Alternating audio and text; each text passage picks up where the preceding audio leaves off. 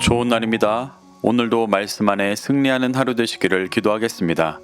오늘 생명의 삶 본문은 사도행전 26장 1절부터 12절입니다. 오늘 본문에서는 바울이 아그리빠 왕 앞에서 자신이 바리새인이었던 것과 부활로 인해 고소당한 것, 회심 전에 예수를 대적하고 성도들을 핍박했음을 변론하는 모습이 나옵니다. 이 구절들을 통해 하나님께서 무엇을 말씀하시는지 살펴보도록 하겠습니다. 1절부터 3절입니다.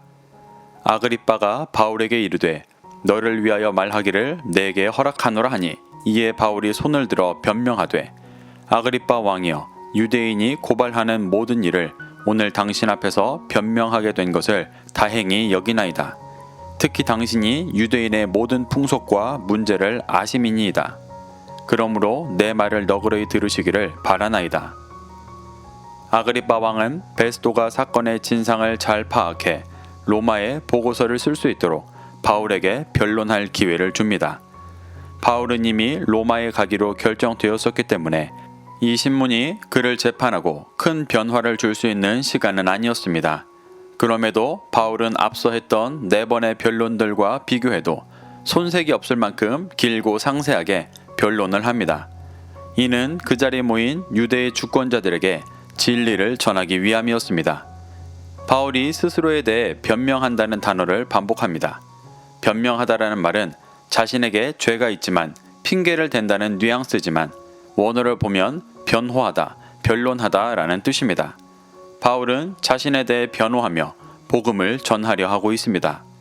바울은 유대인의 모든 풍속과 문제를 알고 있는 아그리빠 왕에게 변론하게 된 것을 다행으로 여긴다며 그가 마음을 열고 복음을 들을 수 있도록 경의를 표하고 변론을 시작합니다. 4절부터 5절입니다. 내가 처음부터 내 민족과 더불어 예루살렘에서 젊었을 때 생활한 상황을 유대인이 다 아는 바라. 일찍부터 나를 알았으니 그들이 증언하려 하면 내가 우리 종교의 가장 엄한 팔을 따라 바리새인의 생활을 하였다고 할 것이라. 바울은 자신이 태어난 곳은 다소이지만 젊었을 때부터 예루살렘에서 생활했고 자신이 유대 종교의 가장 엄한 파였던 바리새파였다고 말합니다. 이것은 유대인들이 부정할 수 없는 다 아는 사실이라고 말합니다. 그가 변론의 시작을 바리새인이었던 과거로 시작하는 이유는 자신이 고발한 유대인들과 동일한 사상을 믿고 따랐던 사람임을 말하며 자신이 믿고 따르는 진리가 유대인들이 믿고 따르는 진리와 전혀 다른 것이 아니라는 것을 말하기 위해서였습니다. 6절입니다. 이제도 여기 서서 신문 받는 것은 하나님이 우리 조상에게 약속하신 것을 바라는 까닭이니. 바울은 젊었을 적 바리새인으로서 누구보다 엄하게 율법을 따르던 자신이 지금 신문 받고 있는 이유가 젊었을 적부터 믿고 소망하던 하나님께서 조상에게 약속하신 것을 바랬기 때문이라고 말합니다. 이는 바울이 믿고 전하고 있는 것이 자신이 만든 새로운 이단 사상이 아니고 그가 젊었을 적 바리새인이었을 때부터 믿고 바라던 하나님의 약속이라고 말하는 것입니다. 바울이 젊었을 적부터 믿고 따르던 바리새인의 기준으로 봤을 때 그리스도를 믿고 따르는 것이 구약의 약속의 실현이고 진정한 의미에서 바리새주의의 완성이라고 말하고 있는 것입니다. 그런데 자신을 고발하는 유대인들이 그것을 깨닫지 못했기 때문에 자신을 고발하고 있다고 말하는 것입니다. 7절부터 8절입니다. 이 약속은 우리 12지파가 밤낮으로 간절히 하나님을 받들어 섬김으로 얻기를 바라는 바인데 아그리빠 왕이여 이 소망으로 말미암아 내가 유대인들에게 고소를 당하는 것이니이다. 당신들은 하나님이 죽은 사람을 살리심을 어찌하여 못 믿을 것으로 여기나이까. 바울이 말하는 하나님의 약속은 이스라엘 12지파가 밤낮으로 간절히 하나님을 섬기며 얻기를 바라는 것이라고 말하며 자신과 모든 유대인들이 동일한 것을 바라고 있음을 말합니다. 그 얻기를 바라는 것이 무엇인지 정확히 설명하고 있지 않지만 유대교에 대해 잘 알고 있는 아그리빠가 충분히 전제하고 있을 것이라 여겼기 때문에 생략하고 있는 것입니다. 그 얻기를 바라는 약속과 소망은 아담 이후 타락한 모든 죄인이 죄에서 구원을 받고 하나님 나라의 백성으로 살아가는 것이었습니다. 하나님은 아브라함에게 이를 약속하셨고 메시아이신 예수 그리스도의 죽음과 부활로 이것을 신실히 이루어가고 계셨습니다. 바울은 바리새인들이 주장하는 대로 구약에서부터 말씀하신 그 약속을 믿었기 때문에 부활하신 예수님을 만나 소망을 쫓고 있는데 바리새인들이 이를 깨닫지 못하고 바울을 고소했다고 말하는 것입니다. 그러며 아그리빠 왕에게 왜 하나님께서 죽은 사람을 다시 살리심을 믿지 못할 것으로 여기냐고 묻습니다. 이는 구약에서 예언하셨던 메시아의 죽음과 부활을 경험하고도 왜 믿지 못하고 부정하며 오히려 말씀을 믿고 있는 자신을 고소하고 있느냐라는 말이었습니다. 9절부터 10절입니다.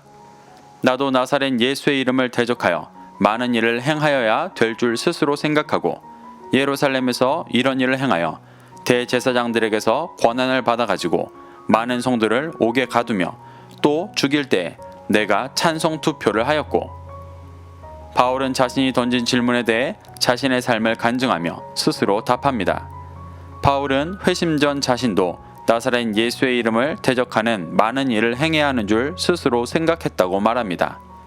그도 예전에는 예수 그리스도의 죽음과 부활을 부정하며 예수의 이름을 믿고 따르는 이들을 옥에 가두고 죽이는 일에 찬송 투표를 하며 핍박하는 일을 누구보다 적극적으로 했음을 말합니다. 11절부터 12절입니다.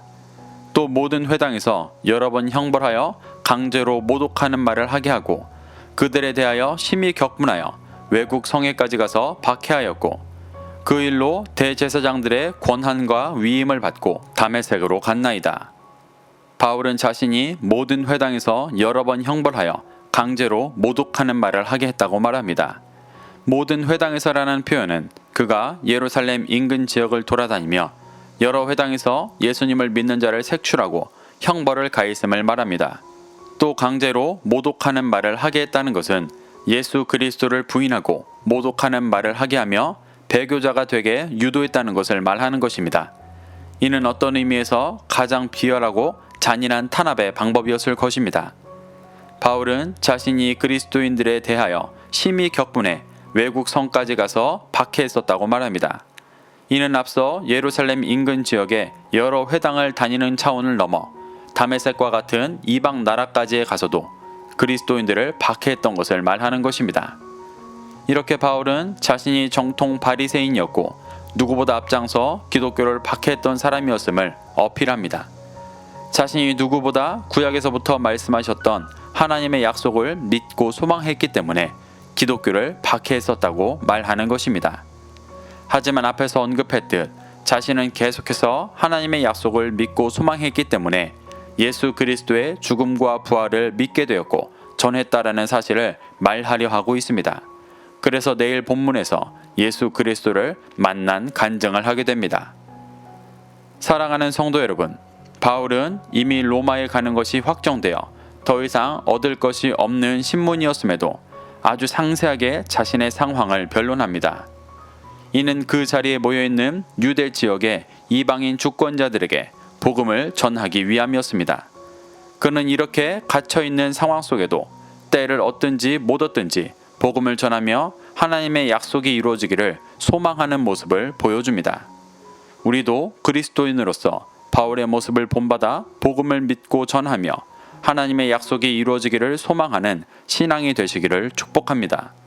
오늘도 이 말씀을 심령에 새겨 승리하는 하루 되시기를 기도하겠습니다.